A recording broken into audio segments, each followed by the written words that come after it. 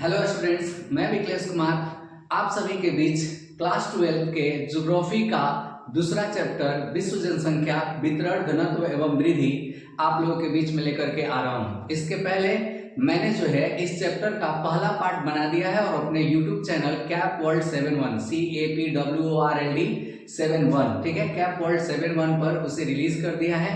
उस वीडियो का लिंक इस वीडियो के डिस्क्रिप्शन में आपको मिल जाएगा। आप डिस्क्रिप्शन में जाएं और वीडियो के लिंक को चेक करें। अगर आपने उसे पहले नहीं देखा है तो पहले आप उसे देख लें और उसे देखने के बाद जो है आप इस वीडियो को देखें, ठीक है। और जो है उसका जो है लिंक अपना डिस्क्रिप्शन में आपको आसानी से मिल जाएगा।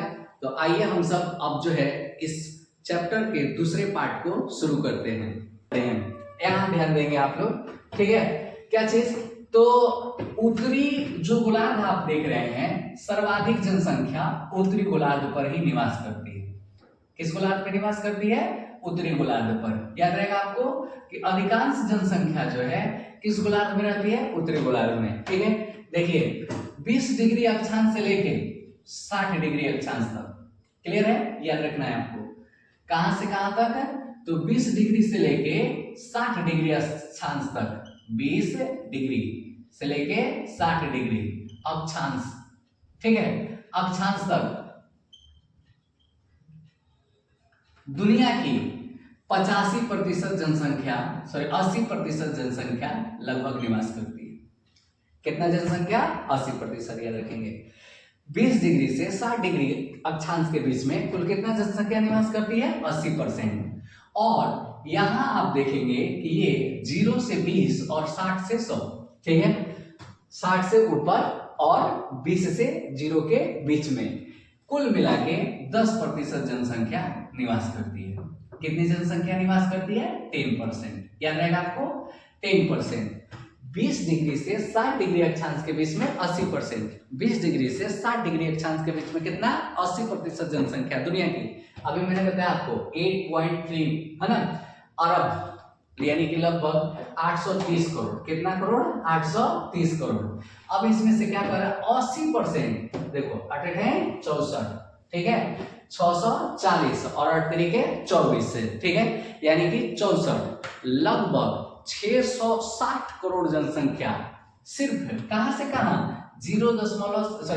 20 डिग्री अक्षांश से लेके 60 डिग्री अक्षांश के बीच में, 20 डिग्री से लेके 60 डिग्री अक्षांश के बीच में कितने प्रतिशत जनसंख्या? 80% जनसंख्या निवास करती है। और 0 से 20 और 60 से ऊपर ये जितना भी हो गया उसके बीच में कुल कितनी जनसंख्या निवास करती है? तो 10%। कितना? 10%। तो कुल मिला जुला के उत्तरी गोलार्ध पर 90%, कितना? उत्तरी गोलार्ध पर 90% जनसंख्या निवास करती है। दक्षिणी गोलार्ध में 10%, दक्षिणी गोलार्ध में 10%। अब ऐसा क्यों है? ठीक है, ऐसा क्या है भाई? रीजन क्या है? तो आप जानते हैं कि पृथ्वी पर लगभग 71% तो खाली पानी है, ठीक है। अधिकांश 71-72% जो है क्या है? हमारे यहाँ पानी है। और बाकी जो है आपका 29%, 28% जो सरफेस बच जाता है वो रहने योग्य जमीन है, ठीक है। ये देखिए, ये जो 5 महासागर देख रहे हैं ना, इस सारा महासागर मिलकर खुद 70% 71% घेर करके रखा हुआ है, सिर्फ और सिर्फ पानी है, बाकी सरफेस रहने वाला। तो अधिकांश जो सरफेस जो रहने वाला है वो 20 डिग्री अक्षांश से लेके 60 डिग्री अक्षांश पर। कहां से? 20 डिग्री अक्षांश से लेके 60 डिग्री अक्षांश पर। तो यहाँ कुल कितनी जनसंख्या निवास कर लेती है? 80%। बाकी ये बर्फीला या फिर पानी वाले जगह हैं, ठीक है, जहाँ पे छोटे छोटे लैंड्स होते हैं, द्वीप होते हैं, तो उन जगहों पर 10%। और नीचे आ जाएंगे तो वही हाल है, अधिक से अधिक पानी और या फिर जो है बर्फीला जगह। तो इस साइड में मात्र 10% और इस साइड में कुल मिलाकर 90% जनसंख्या यहाँ पर निवास करती है। मोटा मोटी आंकड़ा बताया गया कि 650 करोड़ लोग तो सिर्फ और सिर्फ इतना के बीच में रहते हैं। 90% अगर हम निकाल लेते हैं तो 8 9 72 यानी 7-7.25 करोड़ लोग जो है 750 करोड़ लोग इतना में रहते हैं। बाकी बच्चे कुछ हुए लोग जो है इस साइड में निवास करते हैं। अब आ जाइए है ना, देश के अनुसार वितरण देख लीजिए। देश के अनुसार अगर आप वितरण देखने जाते हैं तो भारत का डाटा जो है लगभग 147 करोड़ के आसपास का है, ठीक है। भारत अपना जनगणना करवाता है। भारत ने सबसे पहले जो है अपना जनगणना, ठीक है, 1872 में करवाया था। 1872 लॉर्ड मेयो के देख रेख में 1872 में सबसे पहले जनगणना करवाया गया था। यह एक अपूर्ण जनगणना था। 1881 से पूर्ण रूप से यह चालू हो गया था। ठीक है, 1881 से यह पूर्ण रूप से चालू हो गया था और तब से लेके लगातार प्रत्येक 10 वर्ष पर, याद रखेंगे कितना वर्ष पर, 10 वर्ष पर भारत में जनसंख्या का गणना होते रहता है। आखिरी बार जनसंख्या का गणना 2011 में 2011 में हुआ था। कब हुआ था? 2011 में हुआ था। जब 2011 में आखिरी बार जनगणना हुआ था तो उस समय तक भारत की जनसंख्या 121 करोड़ थी। कितनी थी? 121 करोड़। और उस समय से लेके आज तक भारत की जनसंख्या अगर हम इसके अनुसार देखें तो 21 है ना, 121 करोड़। 2011 में हमारे देश की जनसंख्या 121 करोड़ था। ठीक है, लेकिन मैंने अभी आपको बताया कि एक वेबसाइट है www.worldpopulationmeter, है ना। अगर आप वहां पे जाते हैं तो आपको करंट टाइम में करंट देशों के, महादेशों की जनसंख्या को अपडेट करके दिखाया जाता है।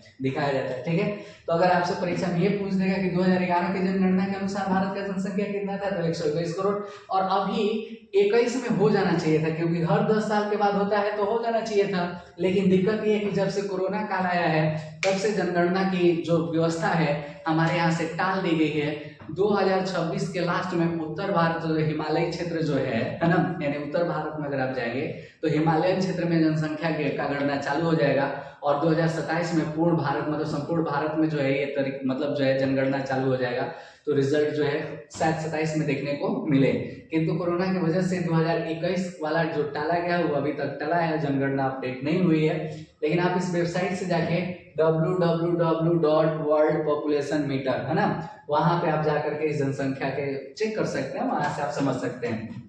सभी डाटा लगभग में लिखा गया, अप्रॉक्स में लिखा गया है, थोड़ा सा कम या थोड़ा सा ज्यादा। तो भारत की जनसंख्या इस समय टॉप पर है। हम लोग पहले चाइना चलता था, चाइना को ओवरटेक कर दिए हैं और हम जो है टॉप पे चले गए हैं। जनसंख्या ओवरटेक अच्छी बात नहीं होती है। जनसंख्या जितनी कम रहती है देश का विकास और तरक्की उतना ही तेजी से होता है। ठीक है, उतना ही तेजी से होता है, तो इस बात का याद रखेंगे। मैंने इसमें अपनी कोई भलाई नहीं है, ये जो है ज्यादा नहीं होना चाहिए। तो याद रखेंगे भारत 147, चाइना दूसरे नंबर पे आ जाएगा 141, अमेरिका तीसरे नंबर पे आ जाएगा 34, इंडोनेशिया जो है 29, है ना, और 5वां नंबर पे पाकिस्तान 25 से 26 करोड़ हो गए। नाइजीरिया 6वां नंबर पे 24 करोड़, ब्राजील जो है 7वां नंबर पर 21 करोड़ और 8वां नंबर पर बांग्लादेश 17 करोड़ और 9वां नंबर पर रूस 14 करोड़ और 10वां नंबर पर इथोपिया 13 करोड़ से लेकर के 14 करोड़ यहाँ की जनसंख्या है। ठीक है, तो वर्ल्ड में सबसे ज्यादा अव्वल नंबर पर जो है देश के अनुसार अगर हम इसका वितरण देख लें तो 147 करोड़ भारत में और 141 करोड़ चीन में जनसंख्या है। ठीक है, इसके अलावा बाकी सभी जगहों पर जनसंख्या कम मात्रा में है।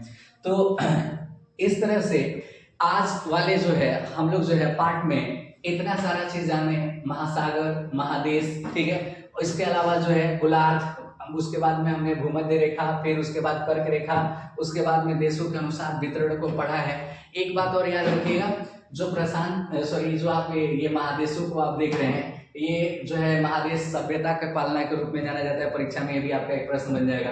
अफ्रीका मानव जाति के पालना के रूप में जाना जाता है। सभ्यता का पालना यानी कि कई सभ्यता, हड़प्पा सभ्यता, मेसोपोटामिया सभ्यता, कई सभ्यता को देखें तो एशिया में बहुत सी सारी सभ्यता विकसित हुई। तो इस वजह से एशिया को सभ्यता का पालना, अफ्रीका को जो है मानव जाति का पालना, सबसे प्राचीन मानव कंकाल अगर आज तक कहीं मिला है तो वो अफ्रीका में मिला है, मानव जाति का पालना। ठीक है, यूरोप एक विकसित देश है, यहाँ पर कोई भी आपको रेगिस्तान टाइप का जगह जो है नहीं मिलेगा। ठीक है, और उसके बाद में जो है दक्षिणी अमेरिका की खास बात है, ये पक्षी और सांप भिन्न भिन्न प्रकार के या दुनिया भर के जितने भी पक्षी पाए जाते हैं उसका 2/3 तो सिर्फ जो है दक्षिण अमेरिका में पाया जाता है। तो सांप और पक्षियों के लिए काफी फेमस जगह है। ठीक है, और जो है ओसानिया आप देख रहे हैं, यहाँ पर कोई ज्वालामुखी विस्फोट देखने को नहीं मिलता है। ये खास बात है कि कोई ज्वालामुखी विस्फोट जो है ना, ये देखने को नहीं मिलता है। तो ये जो आप एरिया देख रहे हैं, यहाँ से कुछ एक खास नंबर का, एक नंबर का प्रश्न बन जाता है।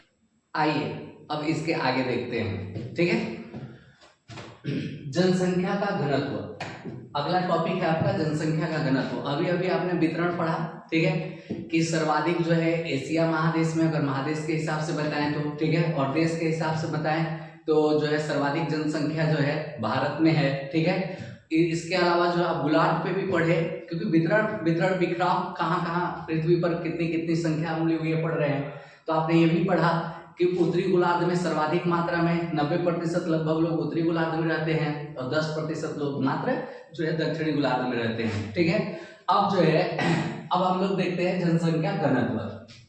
तो जनसंख्या घनत्व क्या है भाई? तो बोला जाता है कि प्रति वर्ग किलोमीटर में रहने वाले लोगों की औसत संख्या को जनसंख्या घनत्व कहा जाता है। प्रति वर्ग किलोमीटर में रहने वाले लोगों की औसत संख्या को ही जनसंख्या घनत्व कहा जाता है। इसका फॉर्मूला आता है, सूत्र आता है जनसंख्या घनत्व बराबर कुल जनसंख्या बटा में कुल क्षेत्रफल।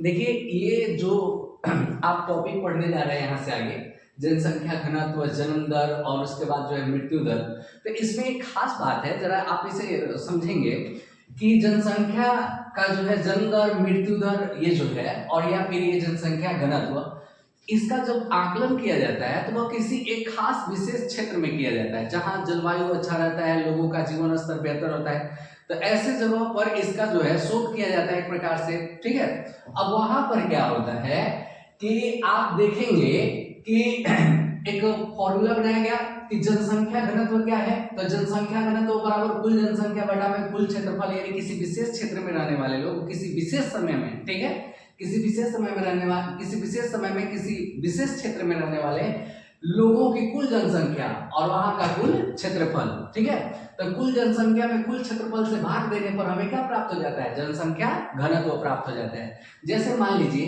कि कोई एक एरिया है जो 100 वर्ग किलोमीटर में फैला हुआ है, ठीक है, 100 वर्ग किलोमीटर में फैला हुआ है। अब इसका आप जो है कह रहे हैं कि वहां पर रहने वाले लोगों की संख्या है 5000। कितना संख्या है? 5000। तो वहां का क्षेत्रफल अगर 100 है, ठीक है, और वहां के रहने वाले लोगों की संख्या 5000 है, तो आप यहाँ पे 5000 लिखेंगे और बटे में लिखेंगे 100। ठीक है, ऐसे 2 जीरो कट जाएगा, यानी कि बचा कितना? 50। यानी कि प्रति वर्ग किलोमीटर में वहां पर कितने लोग मिल जाएंगे आपको? ठीक है, तो 50 लोग मिल जाएंगे औसतन। अब हम अपने देश में अगर हम बात करें तो क्या है कि हमारे यहाँ जो सर्वाधिक जनसंख्या घनत्व वाला राज्य है वो है बिहार। ठीक है, सर्वाधिक जनसंख्या घनत्व वाला राज्य बिहार है। 1106 व्यक्ति, ठीक है, 1106 व्यक्ति प्रति वर्ग किलोमीटर में रहते हैं। ठीक है, कितना लोग रहते हैं? 1106 व्यक्ति। सर्वाधिक जनसंख्या घनत्व वाला राज्य बिहार, और यहाँ पर 1106 व्यक्ति प्रति वर्ग किलोमीटर। प्रति वर्ग किलोमीटर 1 किलोमीटर लंबाई और 1 किलोमीटर चौड़ाई, तो 1 वर्ग किलोमीटर में कुल रहने वाले लोगों की औसत संख्या है ना क्या है बिहार में? तो 1106 है। ठीक है, तो आप याद रखेंगे कि सर्वाधिक जनसंख्या घनत्व वाला राज्य कौन सा है? बिहार है। और अब आ जाता है कि सबसे कम जनसंख्या घनत्व वाला राज्य कौन सा है? तो सबसे कम जनसंख्या घनत्व वाला राज्य है अरुणाचल प्रदेश। कौन सा? अरुणाचल प्रदेश। अरुणाचल प्रदेश में मात्र 17 लोग, याद रखेंगे, अरुणाचल प्रदेश में मात्र 17 लोग, है ना, ध्यान से देखेंगे कि अरुणाचल प्रदेश में सिर्फ 17 लोग प्रति वर्ग किलोमीटर में रहते हैं। ठीक है, तो सबसे कम जनसंख्या घनत्व वाला राज्य अरुणाचल प्रदेश, सर्वाधिक जनसंख्या घनत्व वाला राज्य बिहार। ठीक है, बिहार में 1106 लोग प्रति वर्ग किलोमीटर में, अरुणाचल प्रदेश में मात्र 17 लोग जो है प्रति वर्ग किलोमीटर में। ठीक है, अब आप देखेंगे तो आप समझे यहाँ पे कि 5000 लोग अगर मान लीजिए जो है 100 किलोमीटर जो है के क्षेत्र में अगर रह रहे हैं, ठीक है, वर्ग किलोमीटर के क्षेत्र में, तो आप इसमें जो है 5000 में 100 से भाग दे दीजिए, बचा 50। यानी कि उस क्षेत्र में लोगों के रहने की औसत संख्या कितनी है? 50। यानी प्रत्येक वर्ग किलोमीटर में 50 लोग वहां पे रह लेते हैं। ठीक है, अब आगे देखो जनसंख्या परिवर्तन के कारण। जनसंख्या जो आप वृद्धि पढ़ रहे हैं, ठीक है, हमें जनसंख्या वृद्धि पढ़ना है, तो जनसंख्या वृद्धि जानने के लिए हमें जन्म दर मृत्यु दर को जानना होगा। और जन्म दर मृत्यु दर क्या है? तो आपके चैप्टर में एक टॉपिक बन जाता है जनसंख्या परिवर्तन के कारण। जनसंख्या परिवर्तन के कारण, है ना, ध्यान से समझेंगे। तो जनसंख्या परिवर्तन के कारक किन्हें माना जाता है? ठीक, तो जनसंख्या परिवर्तन के 3 कारक हैं।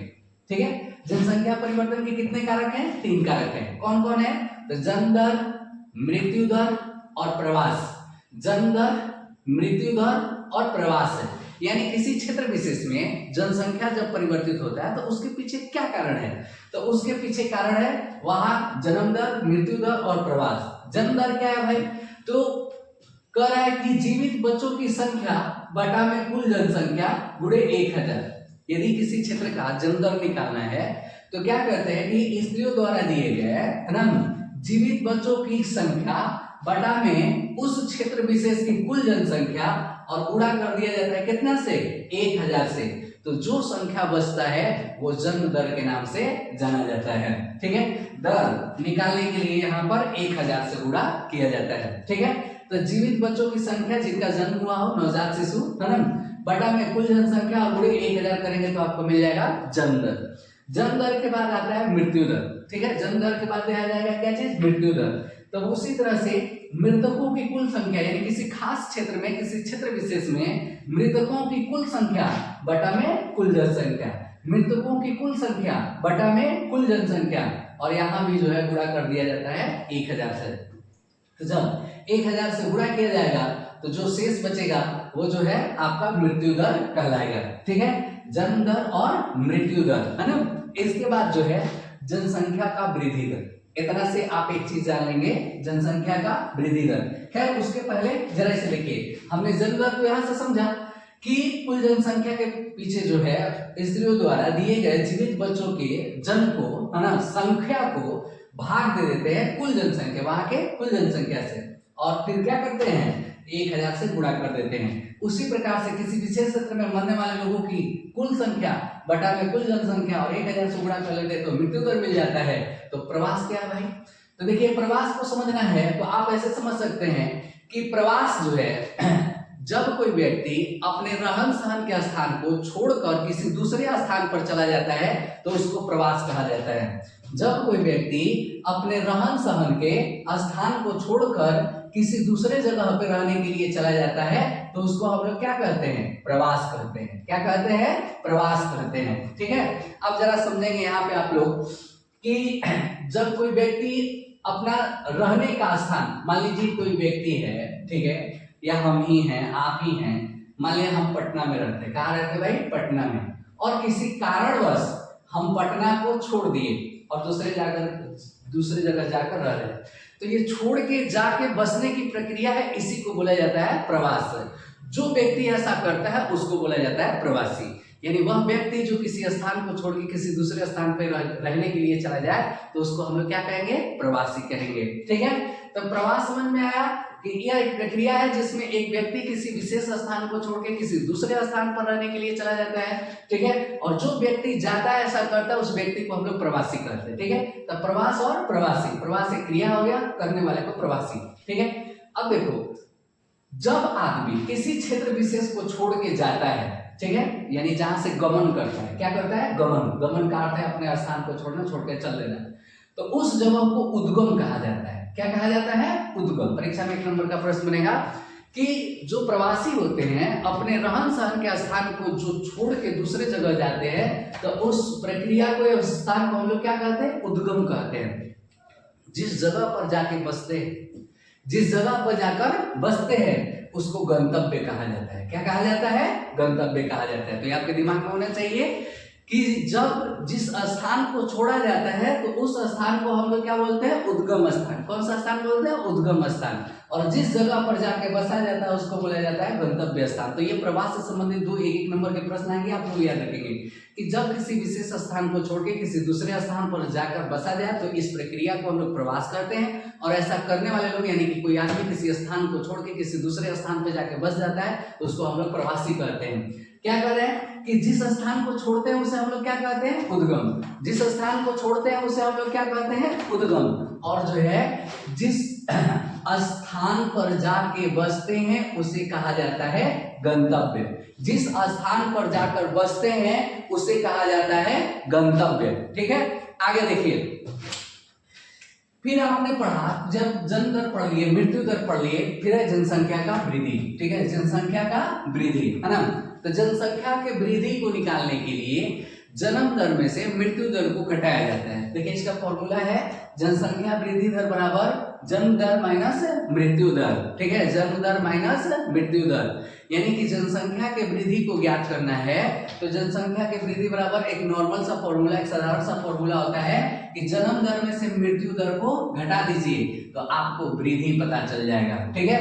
अब वृद्धि की खास बात होती है यह धनात्मक भी होता है, धन धन धन का मतलब जोड़ होता है, ठीक है, धनात्मक भी होता है और यह ऋणात्मक भी होता है, ऋण ऋण का मतलब होता है माइनस, है ना। यानी कि जनसंख्या वृद्धि दर क्या है कि जो है जरूरी नहीं है कि ये धन में ही आए, ये ऋण में भी आ सकता है। जैसे मान लीजिए कि जिस क्षेत्र विशेष में क्या किया जा रहा है कि शोध किया जा रहा है, वहां आकलन लगाया जा रहा है कि वहां की जनसंख्या कितनी हो सकती है, तो जब आकलन लगा रहे हैं और वहां पर मृत्यु दर 10% है और सॉरी जन्म दर जो है मान लीजिए बर्थ रेट जो है, ठीक है, बर्थ रेट 10% है और वहां पर जो डेथ रेट है वो 8% है, ठीक है, तो 8 10 में से 8 घटाएंगे तो कितना बचेगा, 2% का अंतर होगा।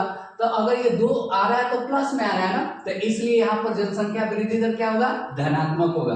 और मान लीजिए बर्थ रेट 10% है लेकिन आपका डेथ रेट कितना हो गया 12%, तो 10 माइनस 12 करेंगे यानी 10 में से 12 घटाएंगे तो -2 बचेगा, -2 बचेगा। तो जब -2 बचेगा तो यहाँ पर जनसंख्या वृद्धि दर कैसा है, ऋणात्मक है। तो याद रखेंगे कि जनसंख्या वृद्धि दर जो है धनात्मक भी हो सकता है, जनसंख्या वृद्धि दर ऋणात्मक भी हो सकता है, ठीक है। अब आगे जो है प्रवास और प्रवास के कारक, ठीक है, प्रवास या प्रवास के कारक, देखिए यहाँ पे हमने प्रवास आपको पढ़ाया, ठीक है, यहाँ आप प्रवास पढ़ चुके हैं, अब आपको पढ़ना है प्रवास के कारक, ठीक है। तो प्रवास के 2 कारक होते हैं, एक प्रतिकर्ष कारक, एक अपकर्ष कारक, एक प्रतिकर्ष कारक, दूसरा अपकर्ष कारक, है ना। तो यहाँ समझेंगे आप लोग कि प्रतिकर्ष कारक क्या है और अपकर्ष कारक क्या है, ठीक है।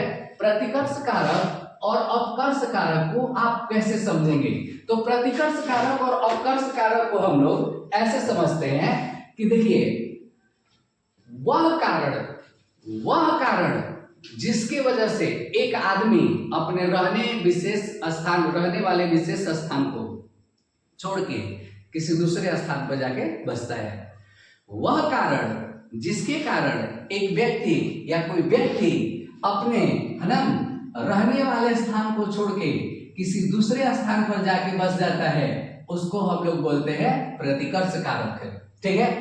विशेष तौर पे जीवन रहन सहन का जो निम्न स्तर होता है, इसके वजह से आदमी क्या करता है कि जिस स्थान पर रहता है उसको छोड़ देता है। रहन सहन का निम्न स्तर कहने का मतलब कमाने का व्यवस्था ढंग का ना हो, वहां खाने का व्यवस्था ढंग का ना हो, तो रहन सहन का जहां निम्न स्तर होता है ऐसे जगह लोगों को पसंद नहीं आते हैं। तो कई बार क्या करते हैं लोग कि उस स्थान को छोड़ के किसी दूसरे स्थान पर चले जाते हैं। दूसरा कारण हो सकता है प्रतिकूल जलवायु, ठीक है, अनुकूल प्रतिकूल। देखिए अनुकूल का मतलब जो अपने अनुरूप हो गए, मतलब जो हमारे लिए ठीक हो गए, अब प्रतिकूल का मतलब जो हमारे विपरीत हो गए। तो कई बार क्या होता है कि प्रतिकूल जलवायु, कुछ प्रदेश ऐसे होते हैं जहां गर्मी बहुत ज्यादा पड़ते हैं। आप साउथ भारत में कई हिस्सों में जाएंगे तो आपको बहुत ज्यादा गर्मी पड़ेगा, समुद्री कई इलाकों की तरफ जाएंगे तो वहां बहुत ज्यादा गर्मी पड़ेगा। उत्तर भारत में अगर आप चल जाएंगे तो अधिकांश जगहों पे ठंडा ज्यादा पड़ता है। तो क्या है कि अगर मान लीजिए वहां का जलवायु आपको सूट नहीं करता है तो आप क्या करते हैं कि ऐसे जगहों को छोड़कर दूसरे जगह चले जाते हैं। तो रहन सहन की निम्न दशाएं, ठीक है, प्रतिकूल जलवायु, राजनीतिक उठापटक, माने ऐसा जगह जहां पे राजनीति में बार बार जो है उठापटक देखने को मिलती है, यानी सरकारें बनती हैं, बिगड़ती हैं, दंगे फसाद होते हैं। तो ऐसी झंझटों से भी बचने के लिए लोग किसी स्थान को छोड़ के दूसरे जगह चले जाते हैं। इसके अलावा जो है महामारी जैसी समस्या हो गई, बाढ़ जैसी समस्या हो गई, अकाल जैसी समस्या हो गई, तो इन समस्याओं के कारण लोग अपने रहने वाले स्थान को छोड़ के किसी दूसरे स्थान पर चले जाते हैं। तो आप यहाँ से एक एक नंबर के प्रश्न को भी डील कर सकते हैं और परीक्षा में 2 नंबर का भी प्रश्न डील कर लेंगे कि प्रतिकर्ष कारक से आप क्या समझते हैं। तो प्रवास का प्रतिकर्ष कारक का अर्थ है कि वह कारक जिससे लोग जो है ना परेशान होकर के उस स्थान को छोड़ के दूसरे जगह चले जाते हैं।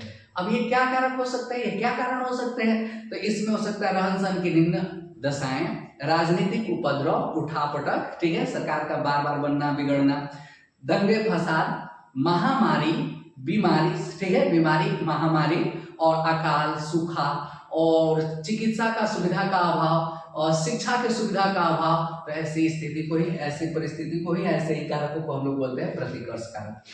अगला आ गया अपकर्ष कारक की। अपकर्ष कारक क्या है? तो अपकर्ष कारक का अर्थ है कि वो कारक जिसके वजह से हम अट्रैक्ट होते हैं। क्या होते हैं? अट्रैक्ट, आकर्षित होते हैं।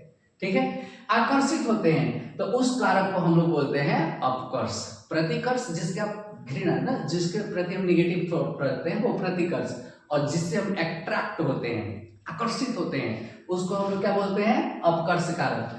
तो वैसे कारक जो हमें लुभाती हैं, आकर्षित करती हैं, जिसकी वजह से हम अपने रहने के स्थान को छोड़ के किसी विशेष स्थान पर जाके बस जाते हैं, तो वैसे कारक को हम लोग अपकर्ष कारक कहते हैं। अब विपरीत देख लीजिए, जहां राजनीतिक स्थिरता होगी वहां लोग बसना चाहेंगे, जहां पर जो है रहन सहन की उच्च दशाएं होंगी वहां पर लोग बसना चाहेंगे, जहां मेडिकल की अच्छी सुविधा होगी वहां पर लोग बसना चाहेंगे, जहां शिक्षा की अच्छी सुविधा होगी लोग वहां पर बसना चाहेंगे, जहां महामारी से निपटने के लिए उपाय हो वहां पर लोग बसना चाहेंगे, जहां बाढ़ अकाल जैसी समस्या न आए या बार बार न आए ऐसी जगहों पर लोग जाकर बसना चाहेंगे। तो इस प्रकार से इन कारकों को हम लोग अपकर्ष कारक, ठीक है, बेहतर शिक्षा, बेहतर मतलब शिक्षा का बेहतर सुविधा, चिकित्सा का बेहतर सुविधा, उदाहरण हो सकता है क्या चीज का? अपकर्ष कारक का। जीवन का उच्च रहन सहन का दशा जो है क्या चीज का उदाहरण हो सकता है? उपकर्ष का। शांति और स्थिरता का चीज का उदाहरण हो सकता है? अपकर्ष का। संपत्ति और जीव की सुरक्षा, ठीक है, संपत्ति और जीव की सुरक्षा का चीज का उदाहरण हो सकता है? अपकर्ष का। यानी जहां आपकी सुरक्षा हो सके, आपके संपत्ति की सुरक्षा हो सके, तो उसको हम लोग बोलेंगे अपकर्ष कारक। तो प्रतिकर्ष कारक और अपकर्ष कारक, है ना, ऐसे कारक जिनकी वजह से आपके निगेटिव थॉट्स आते हैं, आप छोड़ देते हैं, और जहां आप अट्रैक्ट होते हैं तो उसको हम लोग अपकर्ष, निगेटिव वाला को जो है प्रतिकर्ष कहते हैं।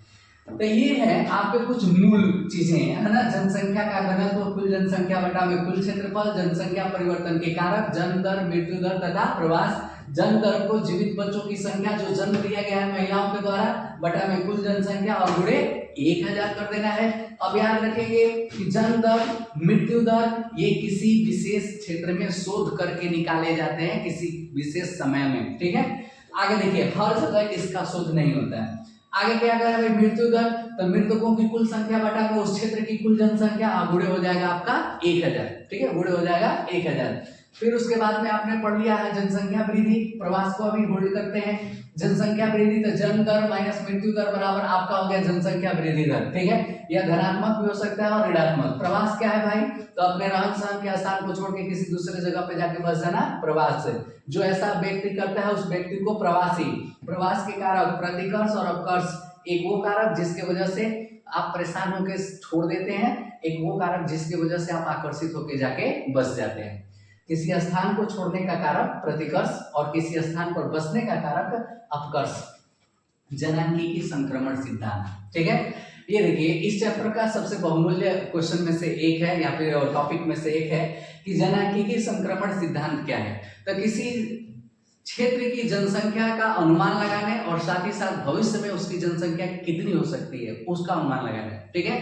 किसी देश की जनसंख्या का, ठीक है, या किसी क्षेत्र की जनसंख्या का जो है वास्तविक गणना करने, है ना, या भविष्य में वहां पे जनसंख्या कैसी हो सकती है, कितनी मात्रा में हो सकती है, इसका पूर्वानुमान लगाने के लिए, है ना, एक सिद्धांत का प्रतिपादन किया गया जिसको जनांगीकीय संक्रमण सिद्धांत कहते हैं।